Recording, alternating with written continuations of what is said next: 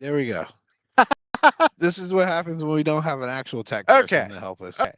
So let We're self-producing, and he's checking to make sure you guys can hear us on the stream. I once again forgot the MiFi, so we are using our hotspots on our phone. So if it's a little cheap, I apologize. Hopefully, fix the quality. I thought the video last week was a little bit bland, so hopefully we've got our quality back using the new system. We have been going through changes like the Commanders, so here we are. Commanders won 42-19 in the game against the Tennessee Titans, hitting into the bye week with the win. I thought Jaden Daniels said it best. It's always better when you win. It's always easier when you win. Everything's a lot easier. The energy was different in the locker room, obviously because of the win. And I thought, Frankie Louvu kind of hit on that. Hopefully, we'll have that up on our YouTube channel, ESPN Richmond, where he talked about the energy throughout the week, essentially, and how the defense wanted to bring the energy. And, the offense pretty much started off with Brian Robinson's 40-yard run. And like he was saying, it's one of those things where all the units were feeding off each other. They got their complete game. I'm not going to be too detracting in the beginning. Let's just say they got their complete game. And if you're a Commanders fan, you should absolutely be happy that this is how you're going into your bye week. Oh yeah, and this we on the drive home on the drive here this morning. I put together a quick note, like 5 keys to the game, and 5 keys to a Commanders victory. And it felt like the number one thing for me, making sure Terry McLaurin was more involved in the offense, was the primary target getter, and that was absolutely the I case. even shared it. Yeah, knowing the ball. And we talked about that last week. The, the hilarity of almost like Sean Johnson esque. I maybe Terry took it upon himself to go into Dan Quinn and talk to Cliff Kingsbury and say, "Hey, I'm your guy. I'm the number one on this team. You need to give me the targets like I am the number one guy on this team." And he from the opening, I think he got the very first pass that Jaden Daniels threw was to Terry McLaurin. So I think that definitely set the tone. Jaden talked about it afterwards in the post game press conference, just about how his relationship with Terry is sort of continuing to grow, and only the first season, but there are signs this thing is going in the right direction between Jaden and Terry. Yeah, I mean, again, you're playing the teams. It looks good here. I want to see it more consistently. Obviously, I think everybody wants to see it more consistently, but it was good to see them get back to the basics. Those throws to get them started were easy. I know some people noted that Jaden looks like he's in a better rhythm. I know there was some stalls in the second half early on. It looked like Dan Quinn said something to Cliff, which I would imagine was probably pick up the pace a little bit more, and they ended up scoring again. I really think the identity of the defense is obvious. Get Terry more involved early, but use tempo. They need the tempo. They need the tempo for the backs. They need the tempo for receivers. Everything looks better when they're moving with a purpose. So I thought it was a good game plan. They had the advantage. Like I said, or I thought last week that they were also a better team and they ended up losing. So it's good to see them beating today and actually get a very dominating win. Hindsight. Titans are not a great team. You you need to have more quality display against the best position. But also, you can't get into the playoffs unless you beat the team in front of you, and that's what they did today, very convincingly. Oh yeah, and we've talked about it all season long. This was a game that and even they knew this was a game that they needed to have.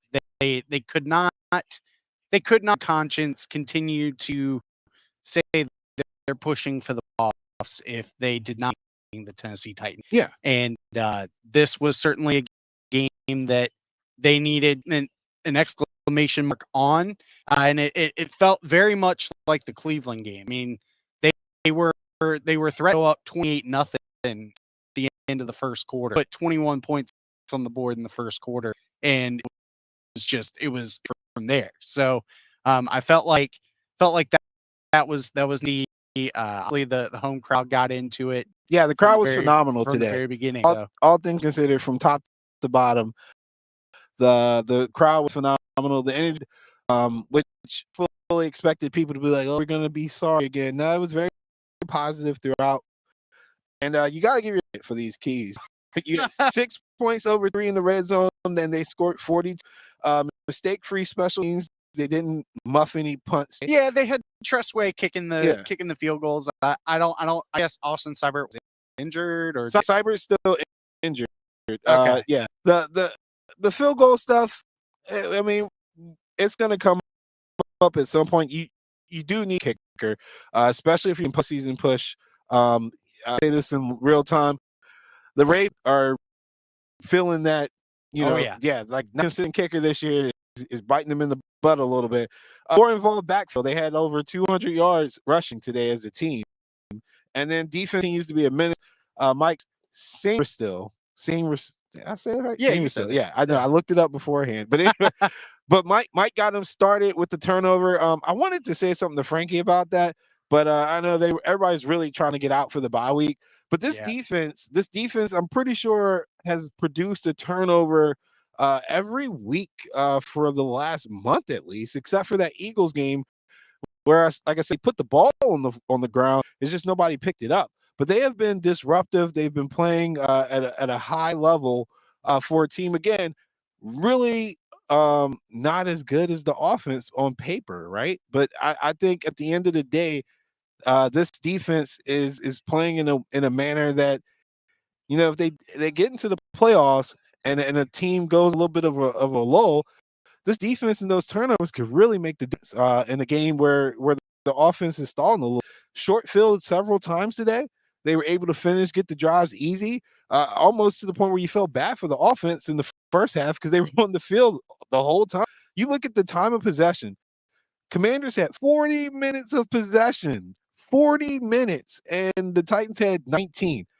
Again, dominant, what you would expect when there's a difference in talent, and just again a quality showing going into the bye week.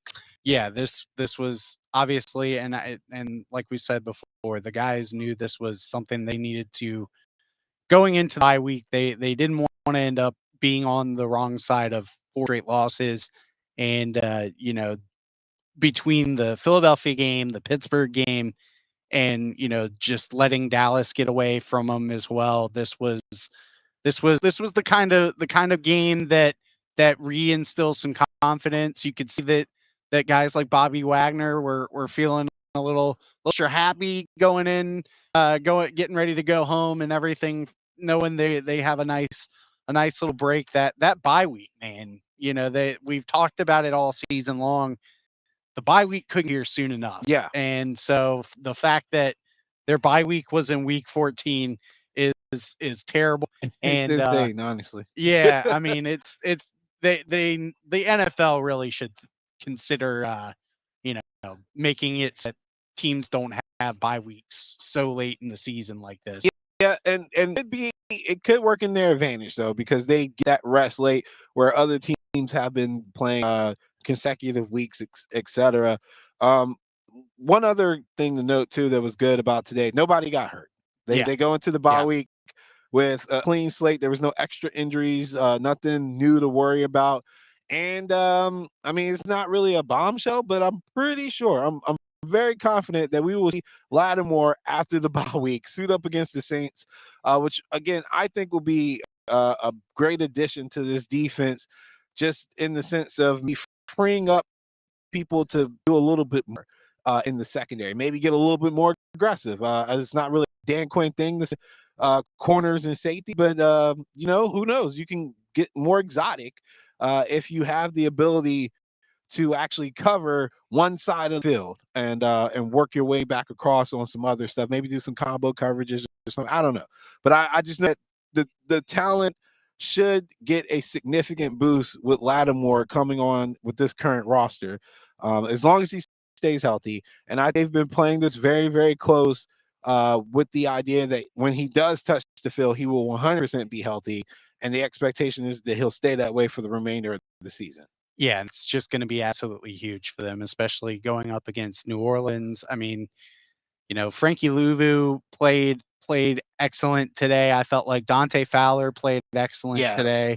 Like Fowler had a couple big hits. yeah, that the defensive line and that middle portion of the defensive backfield, the linebackers. Yeah, the front seven or however many they have in there, depending on their personnel, is solid. Yeah. Like there cannot be any complaints about these guys.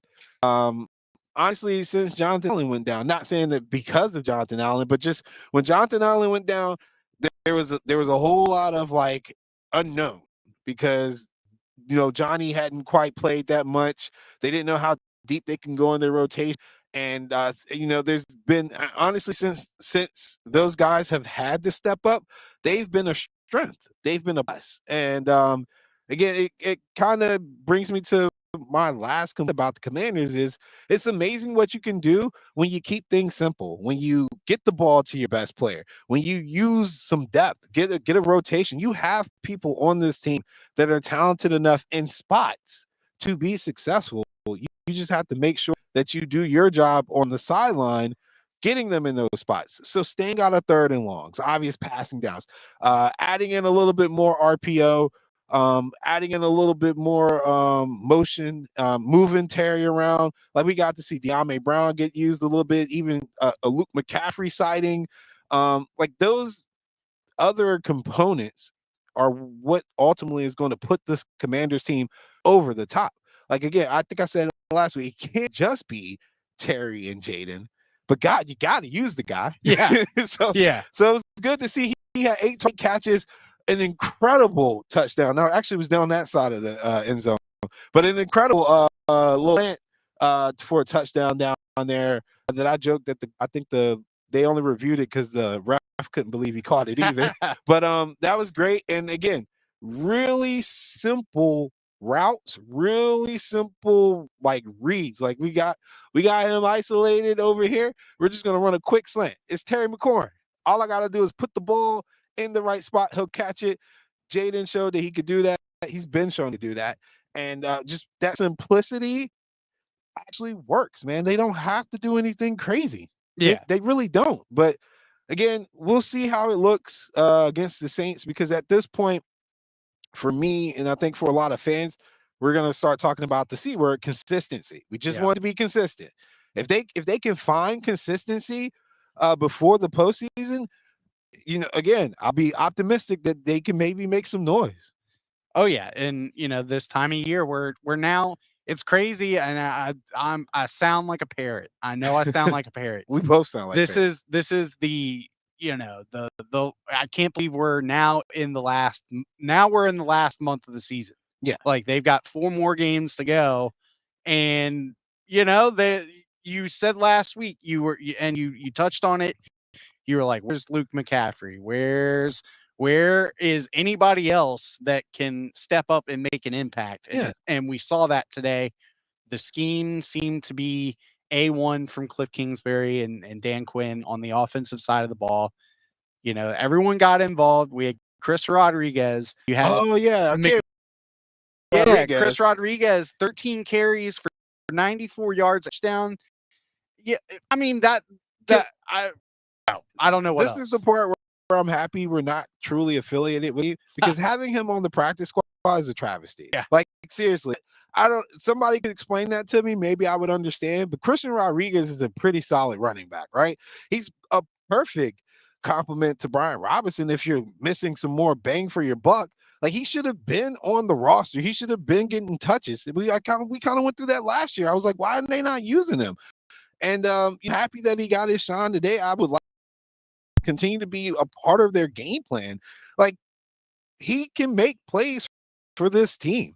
He's a good balance between him and Robinson. Like he can run physical, but he's honestly, I think he's got a little bit better vision than Robinson. But like everything else, he needs to touch the ball in order to make an impact. That's the thing. Get your playmakers the ball. They're not world beaters. It's not a roster that's going to make people run and be like, oh, I want to get the over, But when you find a way to get these guys the ball, they've shown you they can put up points, even against good teams. That Steelers team was decent. I think we all thought they were a pretty solid team. They put up what 27. It was 28-27. Yeah. Ultimately, what they lost, and they had some injuries in that game. So again, this team can move the ball. The issue is mostly from the sideline relating to the field. And again, coming out of the bye week, they have to keep the tempo going. They have to keep making things easy early. Build, man, build. Don't take your shots on the first play. Keep simple. Get the rock to your running backs. Get their legs loose. Let Jaden Daniels see the ball go through the bucket like he does his little basketball warm up. Essentially, that's what he's see the ball go through the hoop, man. Make the easy slant throw. If you got to throw in the screen, that's fine too, but just get him completing passes early. Once you build that rhythm and you have that tempo, then get a little I was gonna say something that wasn't appropriate.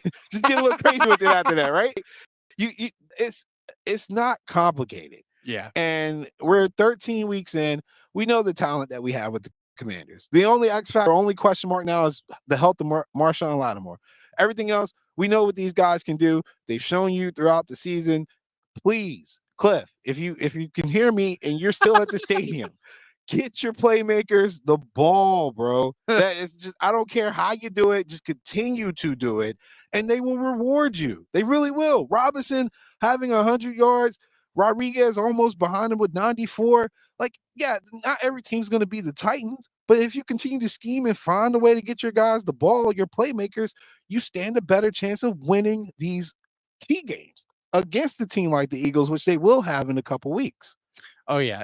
And I we'll circle back to the offense, but what stands out to me is they held Tony Pollard to 35 yards on 8 carries. I mean, it kind of felt like almost like we were watching the Richmond versus William in a way. It was like every time, with the exception of the end of the first half and that first part of the quarter, it felt like Washington kind of took the foot off the gas a little bit because Tennessee Marshfield scored a touchdown. They absolutely did. They really did. Coming out the half, it was obvious that they were just playing to protect the lead. And like I said, at some point, what's his name? Said something to Cliff, and I noticed that the tempo picked up a little bit. He said pick it up or something. Yeah, it's like it's 28-30. We went from like a 21-point lead to like team. Like we need better here. Finish the game. And again, Cliff is he's a talented guy. I think that his woes as a coach come just from him not really wanting to make us to a lot of coaches. We see a lot of coaches now as coordinators and even as head coaches not to lose or not to have people like us talk about them. But guess what? I can say this. I guess if you do, you do. If you don't, just do it then. Yeah. Because I mean, we're gonna talk. Yeah. You're not saving yourself by holding on to the ball points on the board. Because if the Titans come back, guess what the narrative is going to be? We're still going to say something. So why not control the narrative by continuing to play aggressive and finish drives? Like again, I think it's just something he's got to learn as a play caller. I really hope that the staff sits down, looks at the entire season during this bye week, just the staff, not the players, but the staff. Sit down and evaluate your play calling. Have you been as efficient as you could be? Are there places where you could have done something different? Last week, there was a question on why Coach Quinn opted to kick a field goal instead of going for it. Yeah. Like those scenarios are, the game-changing scenarios, right? So refine what you've done because it's obviously successful. Look at your record. It's successful, but there's still some moments in there, primarily during those losses, where you can find some things that you can be a better version of what you were the first 13 weeks and change the narrative coming into the end. Because I'm basically building up to saying you really need to beat the Eagles. Yeah. Like getting into the playoffs but not beating the Eagles is going to do you absolutely nothing because you're still going to have that question of can you beat a good team? And it's going to be crazy too because chances are, the positioning that they're in, they may end up playing Philadelphia the last week or the next to last week of the season, and then they'll have to turn around and play them again in No. Philadelphia in the first round of the playoffs. It's hard to beat a team 3 times. So if they did lose the second game and played them in the playoffs, I'd almost be like that might be a little bit better for the Commanders. Yeah, I mean that might be, but yeah, I mean that's something to consider. And real quickly, one last thing, you gave me credit, you gave me my flowers. We were talking in the car this morning. I got to give you credit because you were talking about when we were talking about keys, just about how they need to do better on like those second and long Oh yeah. situations. I felt like they that the execution of the offense, especially on like second down and like 7 was a lot better this week than it was previously. Yeah, and when you're getting 7 yards from one back and 6 yards from the other per carry, it makes second and third down a whole lot easier. But I think that is also key for these guys to make sure that they put themselves in the situation because that helps the offensive line because man for man, this is not a very good offensive line.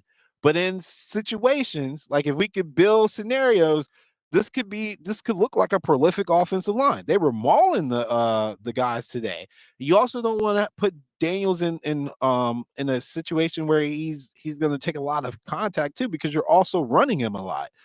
So yeah, I didn't like against Dallas like Micah Parsons, man, like he's definitely phenomenal. Don't get me wrong, but if it's an obvious passing down, his stats go up like threefold. Like you're going to see number 11 if you put yourself in a third and long. If you put yourself in a third and 3, he probably doesn't hit your radar, right? Like Yeah. it's just how that's the name of the game. Like guys can pin their ears back. It puts a lot of pressure on that offensive line. And I thought again today when you got guys 6-7 yards to carry, it's definitely going to help. When it goes down to 4.5 yards to carry, again, what is our plan B? How are we going to help ourselves? That is my question for the staff. I know we typically focus on players going into the bye week. I need the staff to take a deep look because what did I say? 1/3 player, 2/3 coaching. That 2/3 has to come through, Yeah. or they're not going to be successful. All right. Well, I think that's a good place to end it. It's kind of cold out here, and Kind of cool. we've been doing this for a little while. So yeah, we're things are going well. 42-19 final score. Washington improves to 8-5, and they next are on the road in New Orleans. I mean, anything can happen if you make the playoffs. I mean, they may get a little taste of what New Orleans could be like in February. If they Maybe. if something magical happens, you never know. Literally would have to be magical. But yeah, But you can't get there a second time if you don't get into the playoffs. So yeah, take care of it one game at a time. Obviously rest up for the bye week. Do all the things that we were talking about as far as the coaching goes, and then come out and show out. Like don't play with your food. Don't let yeah. New Orleans beat you. Don't keep New Orleans in the game. If you're better than them, whip them like you whipped the Titans. Yep, exactly. So I think that's a good place to end it. Thank you guys so much for watching and tuning in and listening. This will be the last edition of Raisin Hail for a little bit. I think the next home game is like right before Christmas. So Yeah. so a couple of weeks. It'll be a few weeks before we're back out here. But yeah, be sure to tune in all day tomorrow. Big Al in the morning, and then Matt Josephs and Bob Black in the afternoon for all your post game reaction, for more post game reaction, and to hear some sound and everything else. And then make sure you're sticking to our YouTube channel to check out all the locker room stuff that we got this afternoon and the press conferences. So for Alan Sandage, I'm Jordan Bondurant. We're live from Northwest Stadium. Shout out to Dave and Buster's and Glen Allen. I think they're still a sponsor. We still think Yeah. they're sponsoring the stream, but I'm pretty sure they're still sponsoring. If they're not, it's cool. yeah, either way, you get your shout out. But Yeah. but yeah, so we're gonna end it there. We're gonna head home. And we'll be back soon with more Raisin Hail. But thank you guys again for watching, and we'll catch you guys soon.